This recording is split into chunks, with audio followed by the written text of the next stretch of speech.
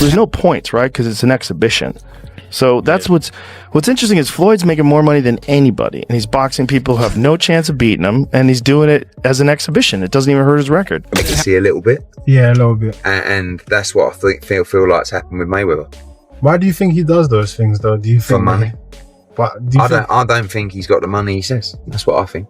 You think he still needs the money I don't after think all he these years? needs the money. But you know when you got that lifestyle, right? So when you're spending what he's spending, It's a lot of expenses. Yeah. Joe Rogan recently hosted comedian Ali Suddy, and their conversation quickly turned to Floyd Mayweather. Instead of focusing only on his boxing legacy, they discussed his current lifestyle, including exhibition fights, spending habits, and his claim of owning more than 60 buildings in New York City. Rogan questioned the accuracy of that statement and suggested that if it isn't true, Floyd's continued exhibition bouts could be a sign that he's still fighting to earn money. So that's what's interesting is Floyd's making more money than anybody, and he's boxing people who have no chance of beating him, and he's doing it as an exhibition. It doesn't even hurt his record. Because of the drug of boxing.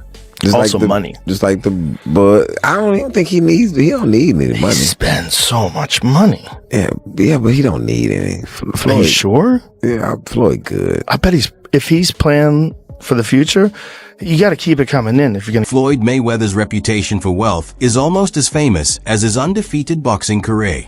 Known as Money Mayweather, he has long showcased a lavish lifestyle filled with private jets, luxury cars, expensive watches, and stacks of cash. For years, that image has been a major part of his brand. However, Joe Rogan suggested that maintaining such an extravagant lifestyle requires a constant flow of income, arguing that Mayweather's spending habits may be one reason he continues taking exhibition fights. You got to keep it coming in if you're going to keep spending the way he spends. Yeah, but I think he has a lot of other business interests that he can get money from. Hopefully. And not just boxing. But it's the drug of getting. Next topic centered on Mayweather's claimed move into real estate. In a recent social media post, he stated that he had acquired 60 buildings in Upper Manhattan for $42 million without relying on financing.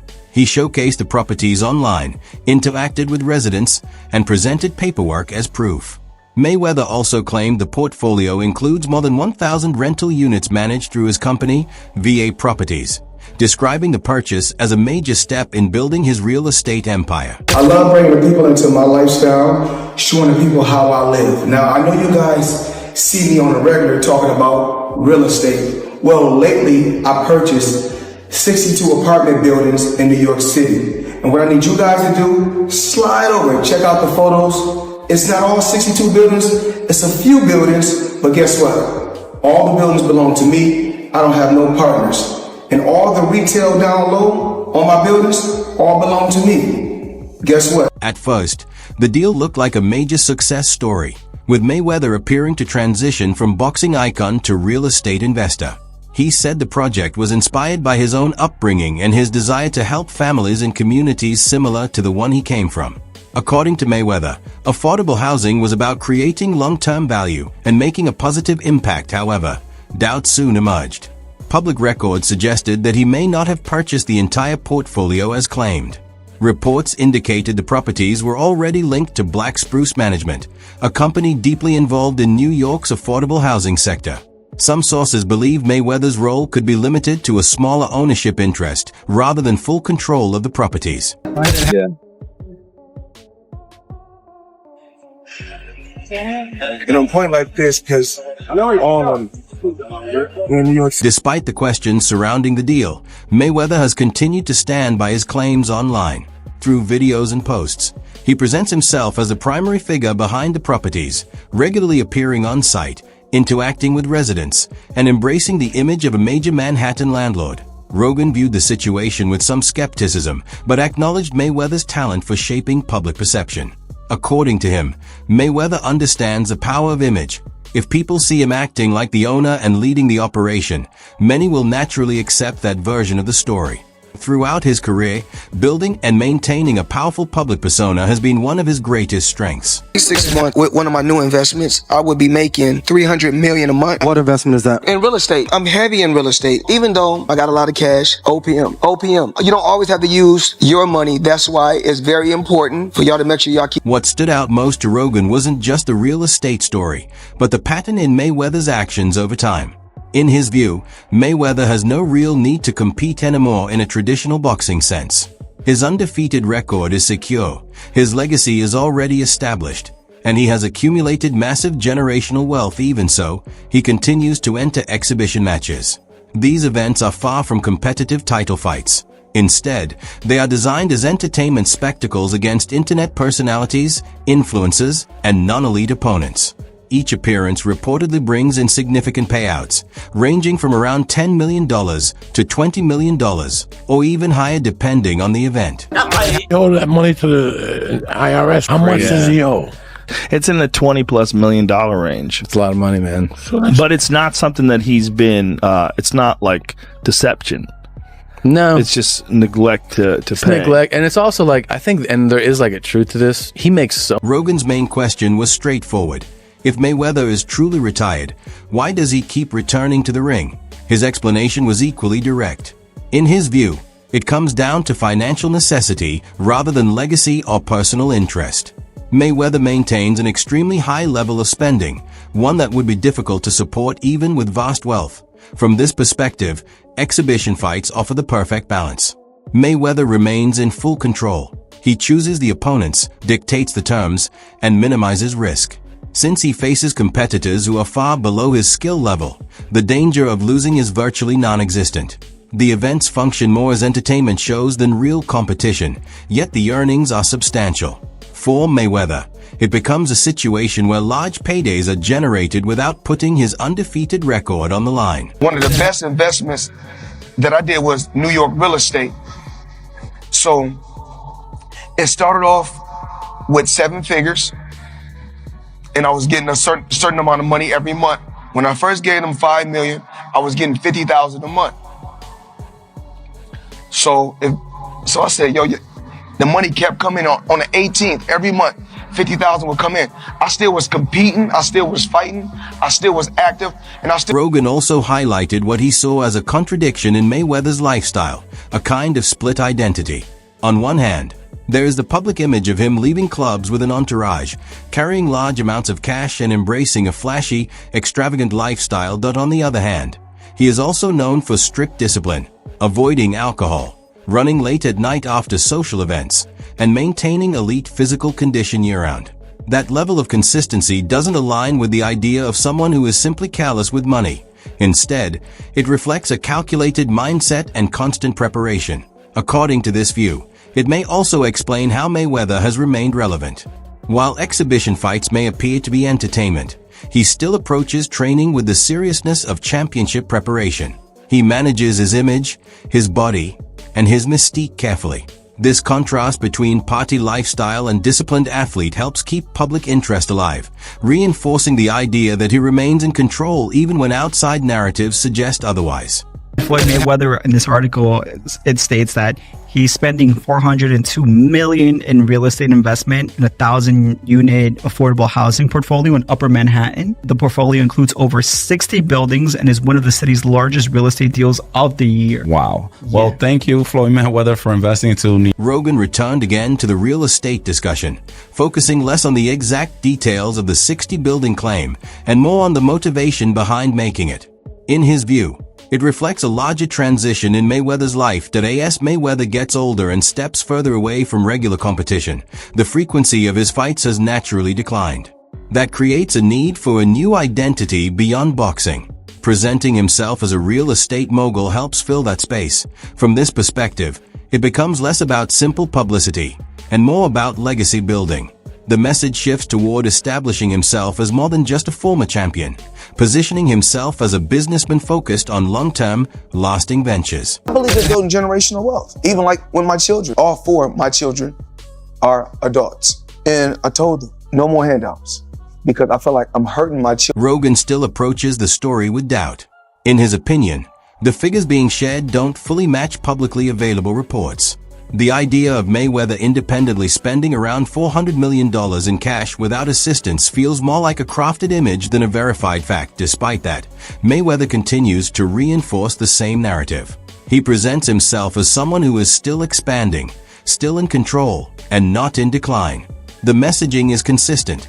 His empire is growing rather than shrinking. From that angle, even future announcements, such as another exhibition fight against a social media personality overseas, would not come as a shock. Instead, it would fit the same pattern of branding. The properties, the online posts, and the public persona all work together as part of a system designed to maintain visibility and keep revenue flowing. In the end, the focus isn't only on preserving wealth, but also on maintaining the image of who Mayweather is, and that requires constant reinforcement. I think the problem with shining is when it defines you. Yeah. The problem when you just, everything is flat, like Floyd Mayweather in a way. Yeah. It's part of his persona. It's part of why people root against him. Like Floyd is a genius, in my opinion. Not just a genius boxing, he's the greatest defensive boxer, in my opinion, of all time. But also a genius in that he figured out a way where he has this style that's not a Rogan doesn't interpret Mayweather's situation as desperation or decline. Instead, he sees it as a calculated strategy by someone who has learned how to remain wealthy, or at least maintain the appearance of wealth, in a world where fame and fortune can fade quickly. From this perspective, the cash displays, exhibition matches, and real estate claims all function as part of a larger performance. It goes beyond boxing and becomes a way of sustaining relevance. In an environment where former champions are often forgotten once they stop competing, Mayweather appears determined to stay visible. Rogan frames it as a different kind of fight, one against time, obscurity, and the constant demand to keep up a lifestyle that requires ongoing attention and income. As long as there is an audience and financial incentive, he suggests Mayweather will continue operating within that system, maintaining both his earnings and his public image. However, Mayweather's post-retirement activity has continued to spark debate, especially after criticism from fellow boxing legend Oscar de la Hoya. In a video shared on Instagram as part of his Clapback Thursday series, De La Hoya openly challenged Mayweather's choices, saying, "Floyd, you're 50 years old. You're a legend in the sport. You have to stop embarrassing yourself with these exhibitions. I know life is hard and life is expensive, but come on, dude, put your legacy first." Floyd, you're 50 years old. You're a legend in the sport. I've stood up for you in countless interviews, including Shannon Sharp's podcast last week. But you have to stop embarrassing yourself with these exhibitions. I know life is hard. I know life is expensive. But come on, dude, put your legacy first. Nobody wants to remember you like this. And it gets worse. Your jeweler filed a lawsuit against you in Miami.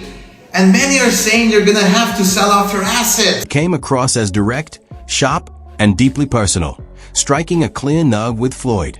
Because if there's one thing Mayweather has never taken lightly, it's anyone challenging his legacy. In response, he turned to social media and shared a post that felt less like a simple reply and more like a powerful statement that, in his words, retirement is not surrender. To him, it represents independence, the ability to generate income on his own conditions, pick his own opponents, and continue earning massive sums while doing so. For him, stepping away from formal competition doesn't mean stepping away from success.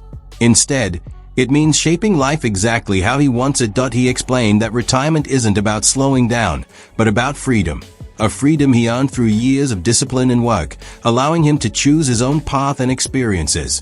And if those experiences still happen to bring in multi-million-dollar paydays, that's simply part of the reward. As he put it, success is not something you walk away from. It's something you continue to refine over time. That business sense, because you surpass everybody in boxing and sports and everything in general. I'm watching you as like, you bigger than the NFL franchise. You know, every time I got around my billionaire buddies, I was more like, it's cool to come over your house, but I need a house like this. It's cool to ride on your yacht, but I need a yacht like this. It's cool to ride on your jet, but I want a jet like this. And I said, no, I don't want to ride on yours. You show me how to get it. You can't be my friend if you can't show me how to get it. Once they show me how to get it, then I can install it in my children. If you know Mayweather, you already know this wasn't going to stop at a single post. He doubled down with even more messages, this time aimed directly at what he considers his critics. In his view, they aren't just critics at all. They are bitter, jealous, envious people who obsess over others because they are unhappy with their own lives. That's Floyd's style, unfiltered, direct, and completely unbothered by backlash that he didn't hold back, describing them as individuals who spend their time watching and judging instead of focusing on themselves. In his words, that kind of behavior comes from frustration and dissatisfaction. Those comments clearly landed as more than just personal shots. What started as a response began opening up a wider discussion, one that goes beyond Floyd himself. That IT touched deeper themes like race, wealth, legacy, and how society often reacts when athletes step outside expected narratives. His next post carried the tone of a statement rather than a reaction, almost like a declaration of independence. In the beginning, you know, I feel like people was rooting for me, wanted the best for me.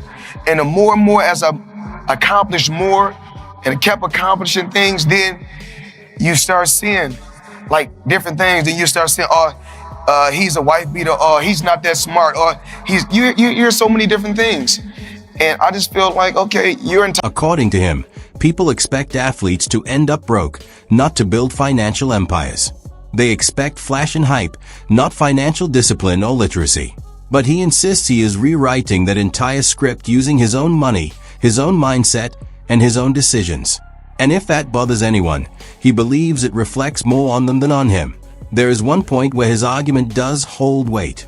The boxing industry has a long and painful history of great fighters losing their fortunes after retirement. Mayweather's message is clear.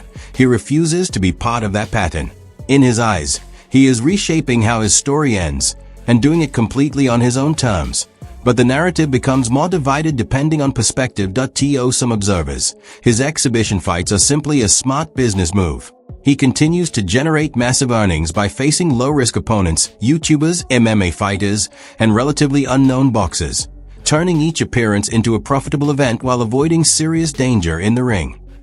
You wouldn't even know, because my name don't have to be on everything. I have to be the marquee. Yeah, because sometimes if you put your name on certain things, you got people that's gonna be jealous.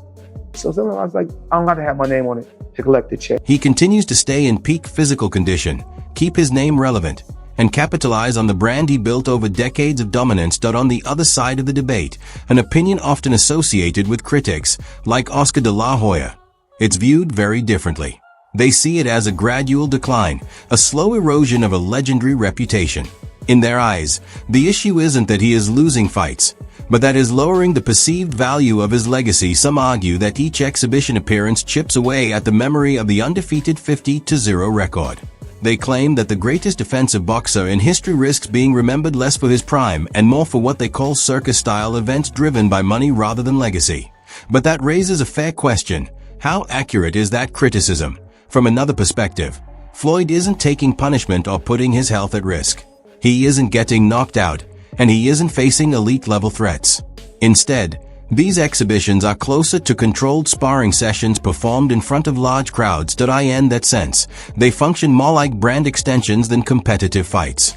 He shows up, entertains, moves around the ring, earns millions, often around $10 million per appearance, and leaves without damage. And if audiences are willingly paying to watch it, the argument goes, can he really be blamed for continuing to do it? How much is it? $1.8 million. $1.8 million watch. $1.8 million, dude? You're the first to see it. That's insane. That 1.8 is high. 18 life. That happy birthday, champ. That's how we doing. 1 point. That is sick, dude. But you gotta show him what he said. And yet, the criticism doesn't stop. In sports, there's an unspoken expectation that once an athlete reaches the top, they eventually fade out gracefully. The spotlight is supposed to dim, the appearances become rare, and the story is meant to shift toward commentary roles or Hall of Fame ceremonies, not continued attention on center stage. But Floyd Mayweather never agreed to that unspoken script.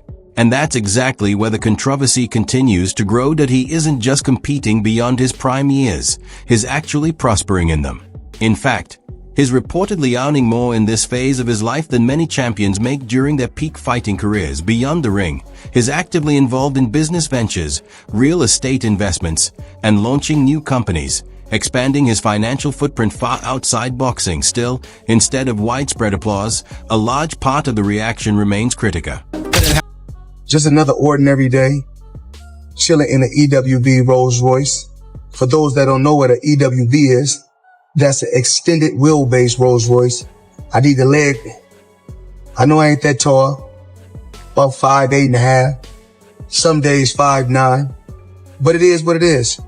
Chilling, sitting right here watching the Thriller in Manila, Ali versus Frazier documentary. Come check it out. Maybe part of it comes down to this. Floyd Mayweather never really gave the public the emotional story they wanted, that he wasn't framed as the underdog. He didn't build his career around being the humble, struggling fighter rising from nothing. And he never positioned himself as the people's champion. Instead, he became the villain in the story. The fighter who outclassed everyone, slipped past punches with ease, and openly displayed the wealth he earned along the way. He never asked for admiration. He demanded attention through performance and confidence. And even now, that same perception still follows him years later. As he has put it in his own messaging, people are often quicker to question successful moves than to acknowledge growth and achievement. In his view, those reactions are shaped by deeper issues like envy, outdated stereotypes, and biases that influence how success is judged. We got options.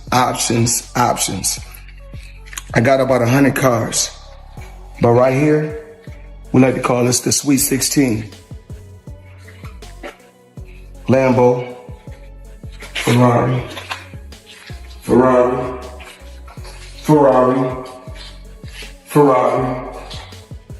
Lambo, Maybach, a Maybach, whatever you want to call it. This goes beyond a simple clapback. In Floyd Mayweather's framing, it becomes a critique of the entire system around boxing.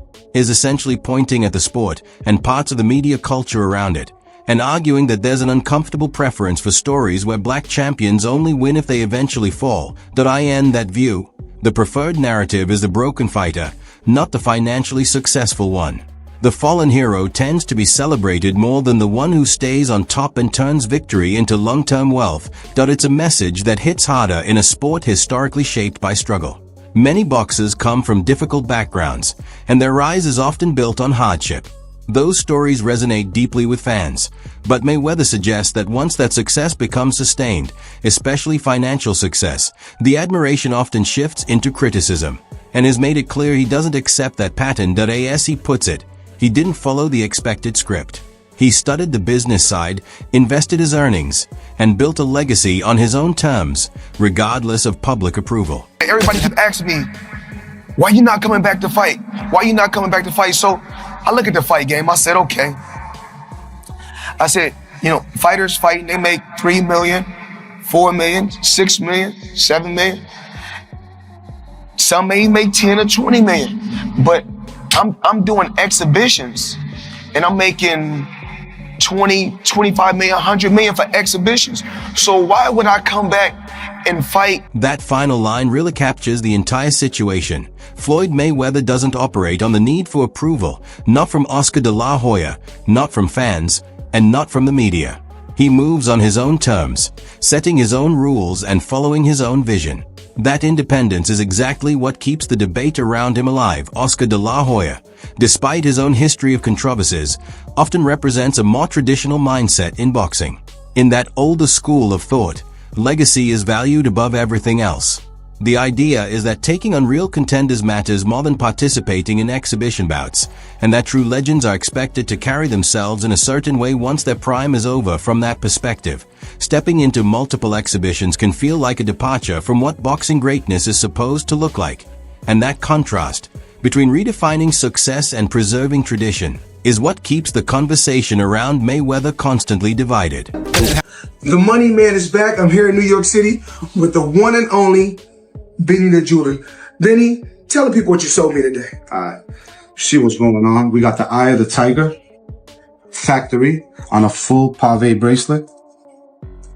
And tell the people about this, we got please. We got the white tag with it too. That's an extra 20,000 from what he told me. Yes, sir.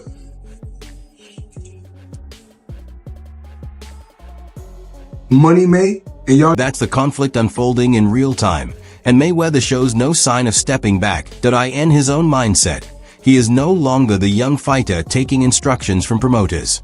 He has become the promoter himself, the fighter, the manager, the marketer, and the investor all at once, and he understands that this level of control makes people uncomfortable. From his perspective, the response is simple: respect the hustle instead of breaking it down to criticize it. That line effectively closes the argument for now. Whether admired or criticized, Floyd Mayweather continues to challenge how success is defined once an athlete has already reached the top. That he forces both the sport and its audience to rethink what achievement really means when there's nothing left to prove inside the ring.